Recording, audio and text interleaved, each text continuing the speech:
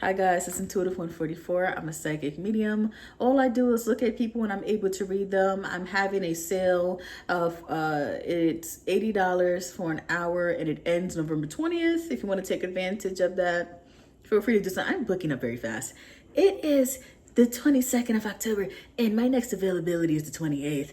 Praise God, right? Let's get straight into it. So I'm going to be doing Langston Hughes. I'm going to do Langston Hughes.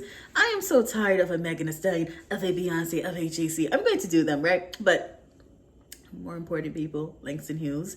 Let's begin. I meditated on his energy and this is what I received. Okay, so everything that I'm reading is what I spoke into my recorder because when I'm meditating, I cannot, open my eyes. Let's go. All right, so Langston Hughes. All right, so I'm not sure if he grew up around a lot of people being in and out of his household, or it's just something with there were a lot of people coming in and out of his household. But anyways, Spirit showed me a vision of a lot of people going in and out of his household.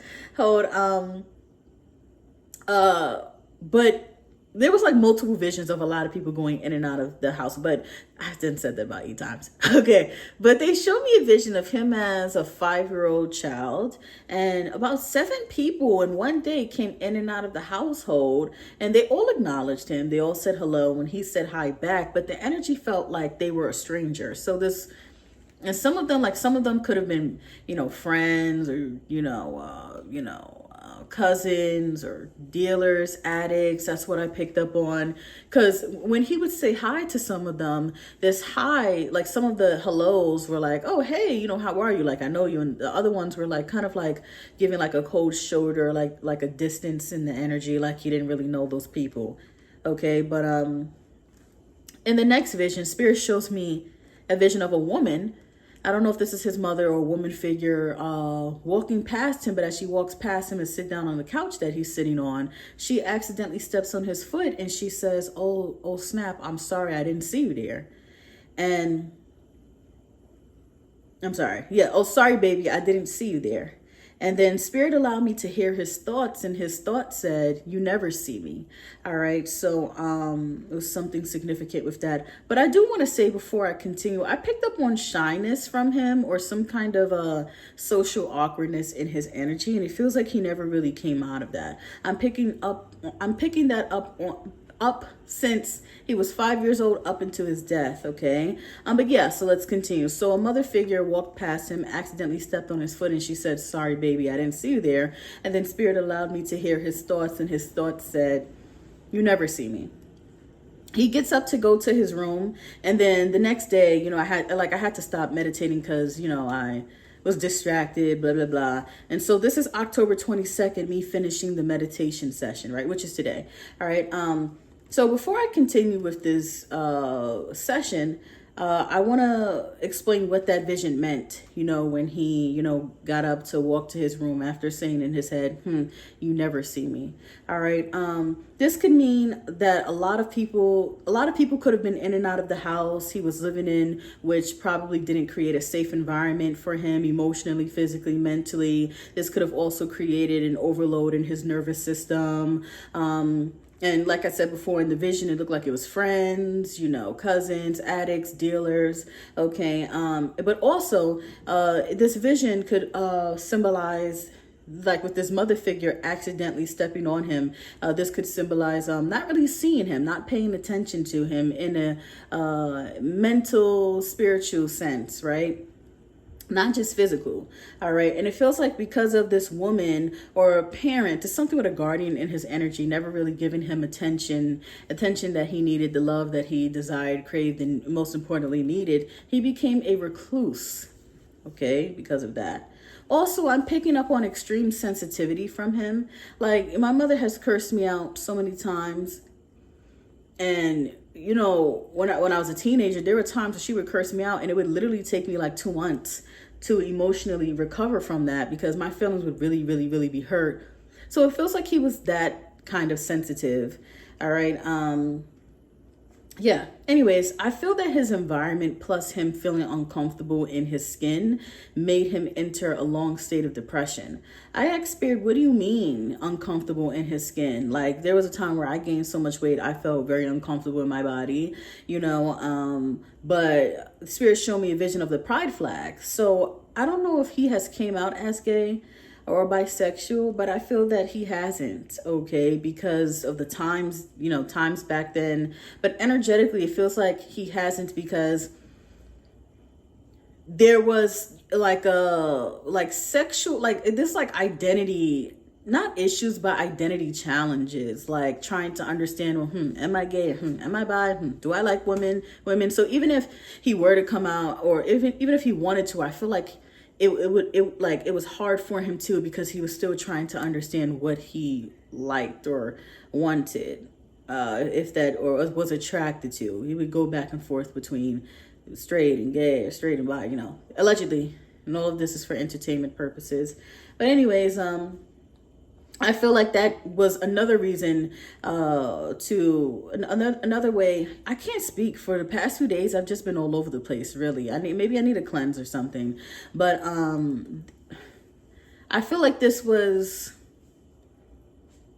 worsened his depression, and which made him be even more introverted than he already was, okay? All right, maybe I just need to take my time, okay?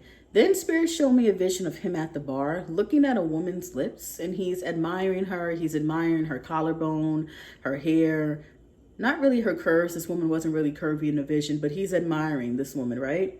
And he's trying to understand how he could make love to a woman. And then his eyeballs goes to a man's lips, and they show me a vision of his like pupils enlarging. And then as he looks at this man's lips, he looks at the veins in this man's arms, and wrists and hands. And then Langston's eyeballs goes down to this man's crotch area, and Langston starts to get hard, okay? And then he quickly leaves the bar out of embarrassment, and he goes into another hiding session. But this hiding session lasted for about 2 to 7 months, okay? All right, it feels like he hid who he was, and that made his depression even more worse, even worse, whatever. I do feel that Langston has had lovers. They were just extremely temporary, and it feels like he had to, yes, hide himself, but it feels like it was transactional. So this could be like him having sex with prostitutes, male sex workers, okay? Now, I do feel that his poem, even though he has many, his poem Tired, there's a poem he wrote called Tired. I do feel that this was personal. That was personal, because they kept telling me to look up that poem. All right. All of his poems, I believe, were not personal. So please don't come in my comments, oh, all of his poems were personal. No, it wasn't, or maybe not me speaking for him. I don't feel that it was, okay? It feels like he had the gift of experiencing other people's pain and knowing their stories by looking at them.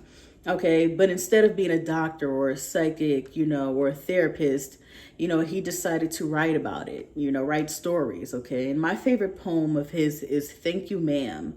I feel like my Nana was just like the elderly woman, and I'm noticing that I'm becoming that woman in the poem every day, when I just tend to give people grace. I think in the Bible, it says something like, somebody spites you or smacks you, turn the other cheek. And I didn't understand that before, but I'm starting to get it now. Anyways, let's continue. All right. I do sense that as Langston has gotten older, he has cared less about his body. But he took care of his body because he had to, not because he wanted to. And having to and wanting to me are two different energies, okay? Anyways, the reason why I say that is because Spirit showed me a vision of him half-assing everything, half-assing brushing his teeth, half-assing bathing, all right, doing it just because, all right, not because he really wants to, all right?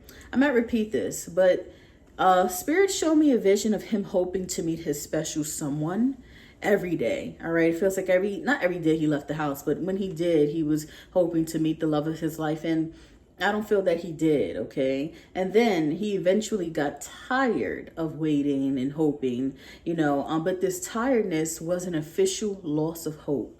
All right. And this loss of hope triggered a deeper state of depression.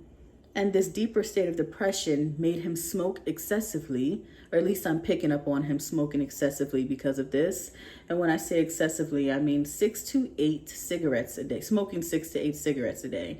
All right. I also picked up on him drinking a little bit more. I didn't really pick up on him drinking or being a drunk, but they are allowing me to see and feel that if he has had a glass of wine in his day, as his depression worsened, I'm picking up on maybe finishing one bottle in 1 week. Okay, feels like he smoked more than he drank. Anyways, overall, it just feels like Langston has become self-destructive. All right, was self-destructive. Like I said before, even when it was time for him to brush his teeth, it feels like he half-assed it due to depression. It feels like he stayed in more than he has ever went out.